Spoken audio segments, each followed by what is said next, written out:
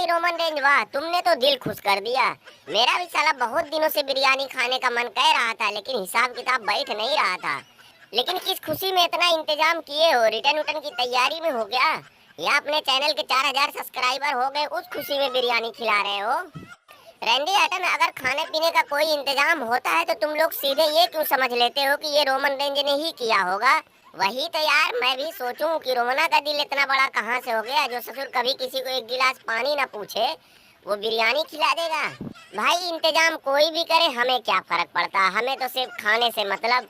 चाहे हमें कोई बुलाए चाहे ना बुलाए, हमारे कान में सिर्फ खाने की खुशबू आनी चाहिए बस।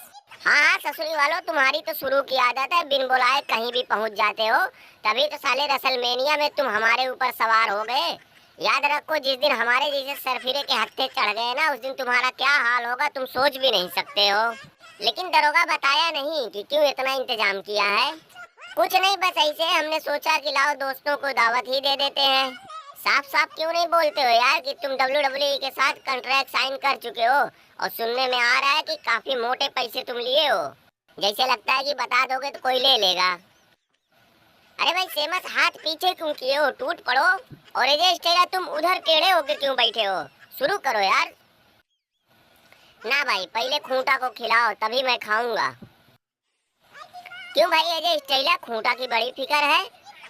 अरे यार, जो आदमी दिन रात गधों की तरह मेहनत करता है, WWE वाले 12 बजे भी बुला देंगे कि खूंटा तुम्हें यहाँ आज मैच लड़ना है, तो ये भाई साहब कुत्ते की तरह भागे चले आते हैं। तो ऐसे आदमी को खाने पीने की ज्यादा जरूरत है कि हमें? और तुम्हें पता है रैंडी आटन, खूंटा का स्मैकडाउन पे 2 सेगमेंट था। पहले तो स्टार्टिंग में हमारा और खूंटा का कॉन्ट्रैक्ट साइनिंग हुआ था, फिर कार्मेलो हेस के साथ खूंटा का मेन इवेंट में मैच भी हुआ था।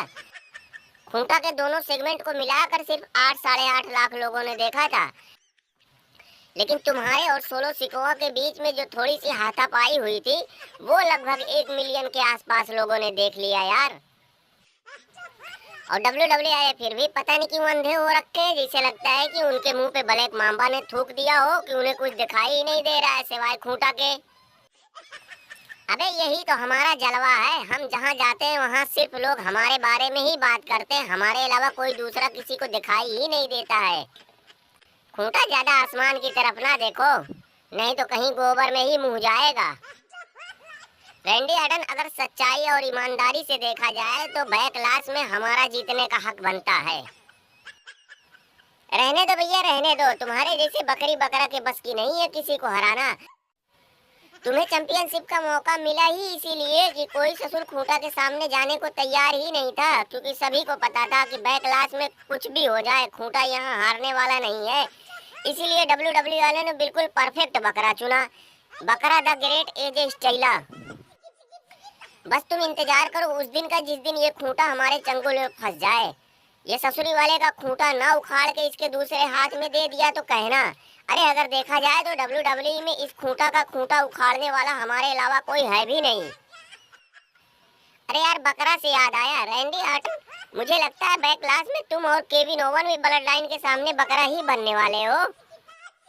लेकिन तुम्हें और केविन ओवन को देख के लग रहा है कि तुम दोनों गांव के तालाब हो, जिसकी जब मर्जी हुई आया नहाया धोया चला गया। और तुम लोग अगर कहीं से भी ये सोच रहे हो कि शायद तुम लोग ब्लड लाइन वालों को हरा सकते हो, तो ये नामुमकिन है, नामुमकिन है। ब्लड लाइन यहाँ हार ही नहीं सकती है, चाहे कुछ भी करके जीतेंगे तो वही। तो इन चोर बेईमानों का काम ही क्या है यार?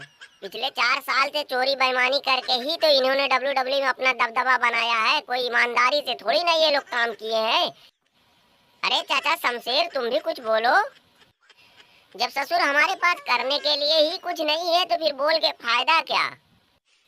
रोमन रेंज, तुम्हारे बारे में आए दिन सोशल मीडिया पे कुछ न कुछ खबर चलती रहती है कि तुम अब आ रहे हो, यहाँ आ रहे हो, वहाँ आ रहे हो, आगे ये करोगे वो करोगे।